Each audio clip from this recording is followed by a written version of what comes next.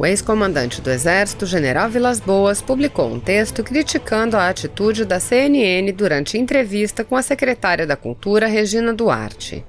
O general questionou de qual instância alguns jornalistas retiram a autoridade de agirem como membros de um tribunal de inquisição, dispensando-se de princípios básicos de civilidade.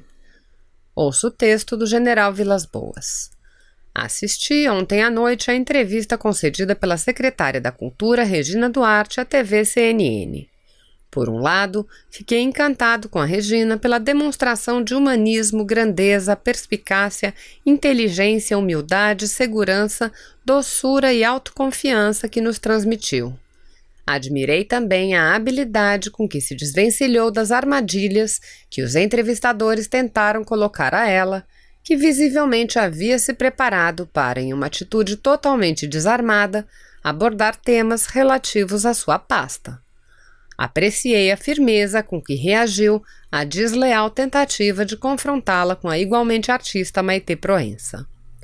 Por outro lado, decepcionou-me a atitude desrespeitosa dos entrevistadores e âncoras da emissora, a quem faltou o que o general Heleno chama de honestidade intelectual.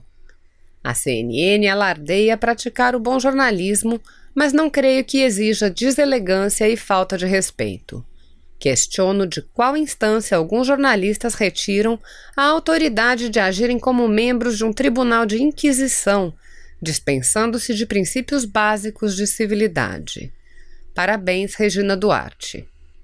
Os funcionários dos Correios vão ajudar quem tiver dificuldades no cadastro do auxílio emergencial.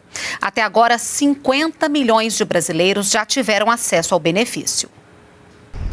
Brasileiros que ainda não conseguiram fazer ou finalizar o cadastro do auxílio emergencial para receber os R$ 600 poderão procurar atendimento numa agência dos Correios a partir da semana que vem.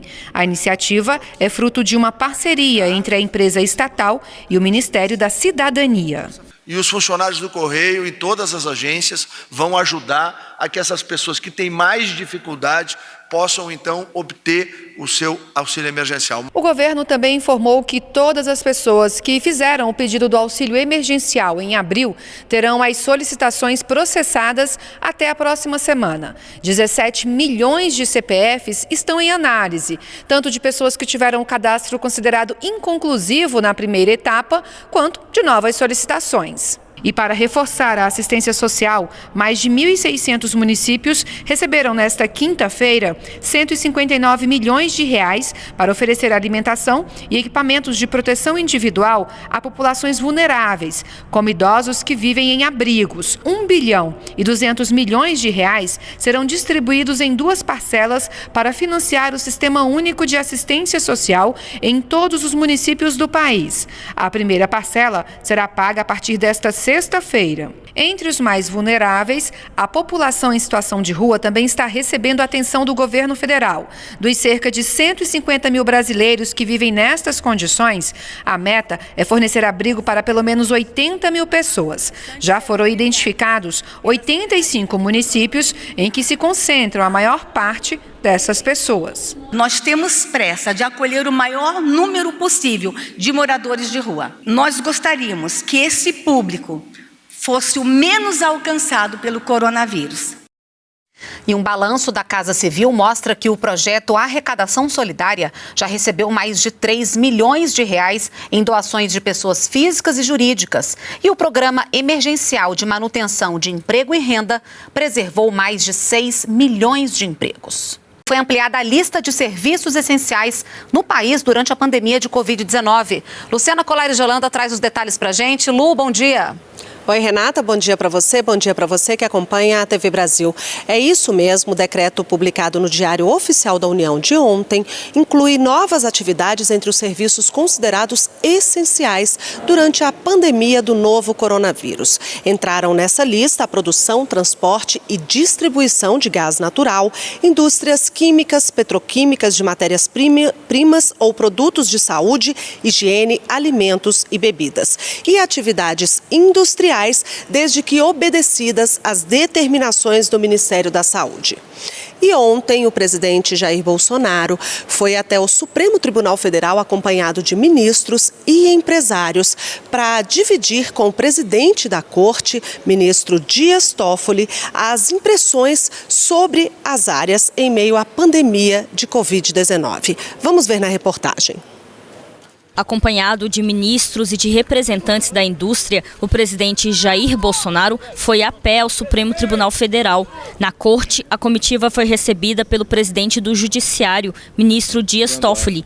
Conciliar a saúde das pessoas e a reativação da economia durante a pandemia do coronavírus fez parte das conversas. Há 2 meses eu venho falando que a economia não pode parar, porque a economia também é vida. O presidente Jair Bolsonaro passou ao presidente do STF, ministro Dias Toffoli, uma visão da classe industrial. Se a economia não voltar a funcionar, vários setores vão entrar em colapso. Bolsonaro também disse que assinou um decreto incluindo a construção civil entre as áreas essenciais, que não podem parar. Porque o que não está no decreto, ficou decidido que, segundo o Supremo Tribunal Federal, que estados e municípios diriam se poderiam ou não funcionar essas categorias. Os industriais esclareceram que a produção de diferentes segmentos tiveram quedas bruscas em abril e o que está funcionando segue as recomendações do Ministério da Saúde. Toda vez que individualmente eu sou perguntado, bom, mas a siderurgia, a indústria não poderia esperar mais 15 dias para atender o que seria o regramento da Organização Mundial da Saúde, eu informo que a siderurgia não parou, como várias outras atividades não pararam no país, atividades prioritárias, essenciais. E não pararam com total segurança dos colaboradores, através de protocolos rígidos de segurança e de saúde. O ministro Paulo Guedes defendeu que um sistema de proteção social foi montado, mas que o retorno às atividades econômicas deve ocorrer para dar fôlego às iniciativas do governo. Essa camada de proteção, temos aí 3, 4 meses que a população brasileira tem meios de subsistência. Só que a informação que os empresários nos trazem, e nós mantemos contato com eles regulares, é de que, embora preservados os sinais de vida da indústria brasileira e do comércio brasileiro, estamos indo para a UTI. O presidente do STF escutou as reivindicações de empresários e do governo e defendeu uma união nacional para enfrentar a crise. Então essa coordenação, presidente, que eu penso que o Poder Executivo, o Presidente da República, junto com seus ministros, chamando os outros poderes, chamando os estados também, os representantes dos municípios, eu penso que é fundamental isso. Nós precisamos agora já planejar o retorno, quer dizer, nós não podemos daqui a 1 mês, 2 meses, na hora de retornar, não ter nenhum planejamento. É preciso que a gente planeje essa volta de maneira organizada, de maneira tranquila, mas que o país volte a funcionar normalmente, porque as pessoas não vão aguentar ficar também sem trabalhar em casa e o governo também precisa, o país precisa desse trabalho. O governo federal do presidente Jair Bolsonaro já repassou 721 milhões de reais para 105 mil escolas do Brasil inteiro. São escolas estaduais e municipais que vão estar preparadas com água sanitária, papel toalha, sabonete, álcool gel, para quando elas reabrirem, as crianças voltarem no ambiente seguro, com baixa capacidade de transmissão do vírus. Não somente as crianças, como as professoras, as merendeiras. Quando isso vai acontecer e como, vai depender da realidade de cada estado e município. As escolas estaduais, quem manda é o governador. Nas municipais é o prefeito. Tem cidades no sul que não tiveram um único caso até agora. Tem cidades no norte que a situação é mais crítica. Cada um, analisando a sua realidade, tem que começar a pensar na volta às aulas. Como vai ser? Quando vai ser? Essa crise vai passar. Ainda temos possibilidade de chegar a 900 milhões de reais para repassar para todas as escolas, as 138 mil escolas do Brasil inteiro. Mas elas precisam se cadastrar no sistema para receber esses recursos. Eu peço para você que está aí, cobre do seu secretário municipal estadual de educação essa programação de volta às aulas para dar expectativa, esperança, perspectiva para as famílias. O Brasil vai superar. Semestre que vem, a vida volta ao normal e as crianças têm que estar na escola, para não perderem esse ano. Muito obrigado, fiquem com Deus.